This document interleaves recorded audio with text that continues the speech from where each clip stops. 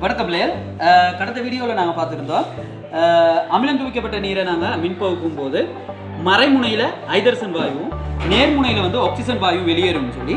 அப்போ இங்கே பார்த்தீங்கன்னா இதில் வந்து ஹைட்ரஜன் வாயு வெளியேறி இது நிரம்பி இருக்குது. இதில் ஆக்சிஜன் வாயு இப்போ தான் நிரம்பி கொண்டு இருக்குது. உங்களுக்கு தெரியும் ஹைட்ரஜன் வாயு வேகமாக வெளியேறும், ஆக்சிஜன் வாயு மிக மெதுவாக தான் வெளியேறும்.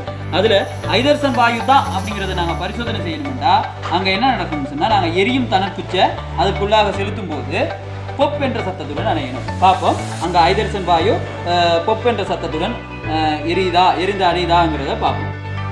சரி, பார்ப்போம். இந்த கொதிக்குழாயில் ஹைட்ரஜன் வாயு சேர்ந்துருக்கு. நான் எரியும் தன்னுக்குச்சி அதுக்குள்ளே செலுத்த போகிறேன். அப்போ பார்த்தீங்கன்னு சொன்னால் இதில் பொப் என்ற சத்தம் கேட்குது. ஆகவே இதுக்குள்ளே என்ன இருக்குது? ஹைட்ரஜன் வாயு சேர்ந்துருக்கு.